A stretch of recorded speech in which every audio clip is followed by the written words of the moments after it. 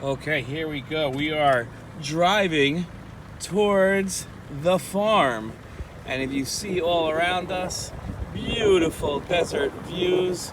And this is the way to the farm, where we're going to see some exciting things this morning. And here we go. We're driving safely. You can see mountains all around us. These mountains have been here since the creation of the world, and some of the people that you read about in the Torah have been on these same mountains. Here we are. We'll stop right here for a second. This is the sign to the farm, and it's in Hebrew because we're in Israel. So the sign says Chava. Chava means a farm or a ranch. But what's so interesting about this sign is not just that it says Chava and tells you which direction to go, which is up this road, but it says here it has a bet, a samach, and a dalet, which stands for B'siyata D'Shmaya, which means with Hashem's help. Because here in Eretz Yisrael, we recognize that if our Chava, if our farm, our ranch is going to be successful, then we've got to have Hashem's help. And we have to dive into Hashem. So even on the sign that just says Chava, it just says the direction to go, it has to say B'siyata D'Shmaya, has to say with Hashem's help. And then tells you Chava, to the farm, which is really special because if you were driving on this road like we were driving on, you would never know that there was a farm here because you can't see it. So that's why the sign tells us, go, this is our new Hebrew word for the day. Can you say Chava? Go ahead, let's hear. Okay, we are now standing above the Chava. Do you remember what Chava means from a second ago? Okay, it means a farm. So we're standing and you can see the whole farm in front of us here. There are a lot of different buildings and there are people that live here and animals that live here. I'm not going to tell you which animals. That we're going to save as a surprise for a couple of minutes from now. But here you can see all these hills where there are no houses, nobody living anywhere near here, but this farm is spread out. And here you have people live in one place. There's a place where people can learn and study, and there's a place where all the animals live. So we're going to go drive down here and go see what's inside. Can you think of a couple of animals that you can imagine live here? You think to yourself about what kind of animal lives here in the middle of the desert and think to yourself, and then we'll see if you're right in a couple of seconds. Okay, we're at the farm, we've got here, and some of our special farm friends have come to welcome us. Behind us is Yosef, the guard dog. Yosef, the guard dog, is barking like crazy because while I called the owner of the farm and asked if I could come, I forgot to tell the dog. So he's yelling and screaming, and his job is to make sure that if anybody comes here to play with the animals without permission or take an animal without permission, he's going to bark and bark and bark and bark and make sure that nobody can come here without permission. So he's barking like crazy to let everybody around here know, hey, careful, there's a stranger. And sometimes strangers can be danger. Okay, come over here and look, this is the sign that tells you everything in this farm. I remember when this farm was being built and there was just a couple of animals. Now, look at all the things they have and see how many of these words you know. Okay, so one is the Beit Knesset. They have a place where we can pray here, where we can daven to Hashem. Okay, they have Chedrei Limud. They have classrooms where people can learn Torah and study all about a farm because there's a lot of students that are here. Okay, and you have a Pnimiyah as a dorm. Nagareal is where they work with wood. Okay, the wood shop. Gurei Mishpachot. This is where the families that work on the farm live. Brecha, they even have a swimming pool here. Okay, they have poultry. You can hear all the animals. They're so excited that we're here. We're gonna meet them soon. Okay, they have a kitchen and they have a place where the madrichim, where the counselors live. Okay, so they have everything here. That's so exciting. Let's go see. If we had an hour, we'd go check out all these places. And look, Yosef, the watchdog, has a friend who also came out. Another dog came out to watch and to tell us, hey, strangers are here, be careful. There are dogs all over here telling everybody all about our visit. Okay, let's make the visit worthwhile. Let's go check out the animals. Here are the first animals that we have, and they are very excited to see us. You can see, they probably think we're gonna feed them. I didn't bring any food. Let's see if we can give them some of this to eat, if they like it. He looks more annoyed than hungry. I don't think he really wants any of this. He's got plenty of it on the ground. But these are our friends, and I'm pretty sure these are goats, but these are male goats because they've got horns on their heads. Can you see the horns from over there? Well, if you can, they're over here. And if you can come close, my daughter has the camera. I want you to see on their ears, they have tags. And you know how when you go to the doctor when you're a little kid and you get shots? They get shots also to make sure that they're healthy. So that's why they have the tags. The tags tell us that they've gotten their shots and they're all healthy and they're all okay. Here's our next animals. These guys are really friendly. These are a donkey. Now, how do you say donkey in Hebrew? Chamor. A chamor is a donkey. There's three. There's two brown ones and there's a white one. And these animals are really special. They don't give any milk and they're not kosher, so you can't eat them. So they don't help, but these guys can carry things. And when you need to schlep stuff, really heavy things, you can put all your stuff and you can ride on these like a horse, but they can carry much more than a horse. So these are really good animals to have in a farm if you have to carry things from really far away. There's also a great halacha to know. Okay, let's say you're on the road and you see one of these donkeys with a friend of yours or somebody even that you don't like, and all their stuff is too heavy. So you see the owner of the donkey starts taking the stuff off and he's having trouble putting it back onto the donkey. So we have a special mitzvah. It's one of the 613 mitzvahs to help our friends put the stuff back onto the donkey. That's a real pasuk in the Torah. So when we look at these animals, we don't just look at the animals and say, wow, they're really cute, even though these guys aren't so cute. But we look at them and we say, wow, what halachot, what Torah laws can we learn from them?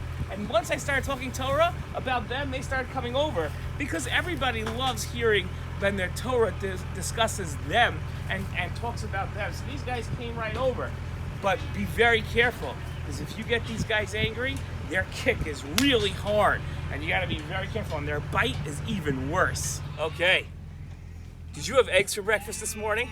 I didn't yet. But when I'm looking at these guys, I think to myself, whoa, I'd really like some eggs, because this is where our eggs come from. If you look over here, you can see where our chickens sit, and they lay their eggs over there, and then the eggs come down, and every morning the farmer comes and takes the eggs. And then the next day they lay more eggs. And sometimes they lay a dozen eggs, and that's what you see in the supermarket when you have your dozen eggs. That's where these guys come from. I don't know their names, but they look really cute. And they look like they're just walking around trying to find some food on the ground, like most of their friends do. Before, a second ago, there was one running around and he was all wild. But he's not here. Oh, here he comes. If you see over there, maybe we can, if we go over there, he'll probably just run away again. But this is fun. This is the chicken coop where all the chickens hang out. Can you hear the animals behind me? Those don't sound like chickens. Let's go see what animals those are. Okay, we're gonna start with the cutest of the animals. These are little tiny sheep. They're all under a year old. These are the babies. And you can hear they're crying out because so whenever they see a person, the person always brings them food. So they see me and they say, oh, he must be bringing food. He's a nice guy. So these guys, these are the babies.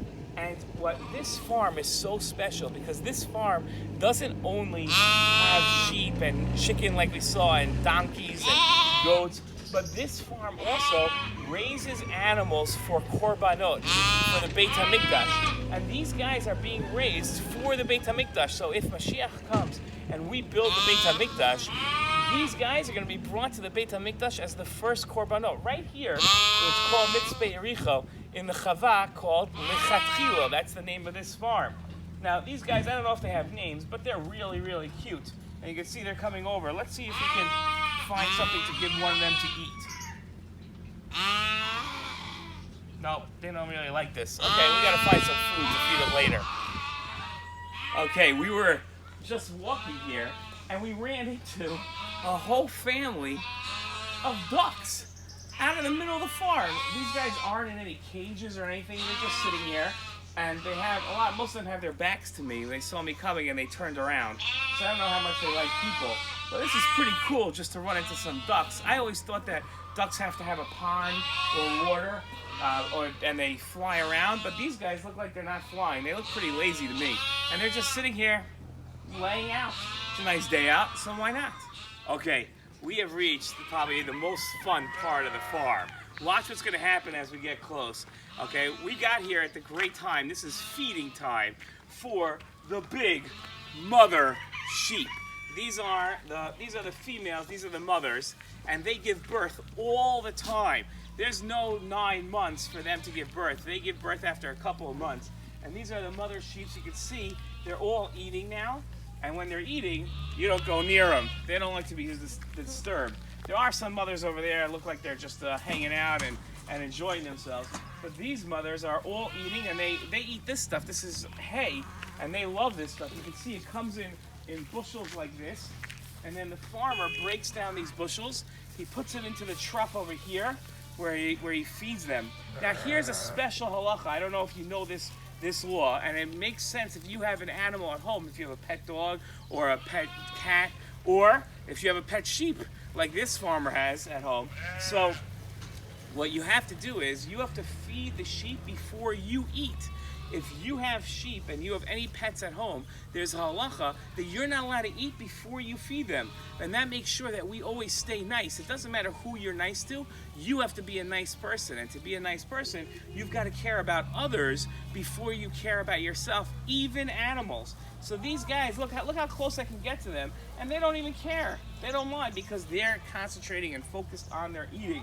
And they say, look, human beings are only good for one thing. They're only good to make sure that they bring us food. And they already brought us food, so what am I going to need from this guy? So they could just completely ignore us. And watch, I can even pet them, and they don't really care. Nothing. These are really great animals. Let's go take a walk and see all the animals that are eating here. And we can see them all. Now, here's something really great that we didn't see on those sheep. Look at these sheep. They have something that most of the other animals don't have, and you won't see this in most farms. But if you look at these sheep, they have paint on them. Do you see there's green paint and blue paint, and there's some with circles and stripes, some have red. Now what are all these colors on these sheep? Obviously they weren't born this way. The farmer puts the colors on them. Why? Well, for a very simple reason. These sheep are pregnant, and the farmer has to know how many months along they're pregnant to know when they're going to give birth. So each sheep, depending on when they're pregnant and when they're going to give birth, gets a different color on them.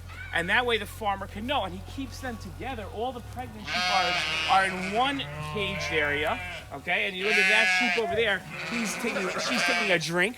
Okay, so, right, they have water fountains and a place to drink, so after they eat, they can go ahead and drink.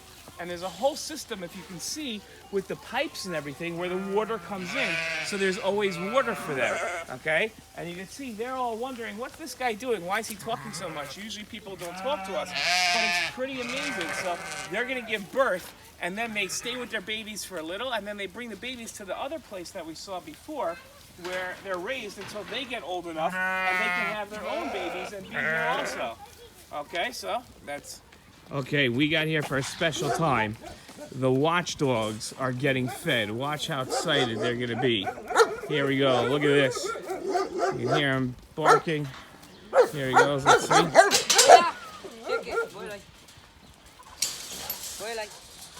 This boy works in the farm before he goes to school and starts learning. He's got all these chores to do. And he's going to bring up. Whoa, boy. These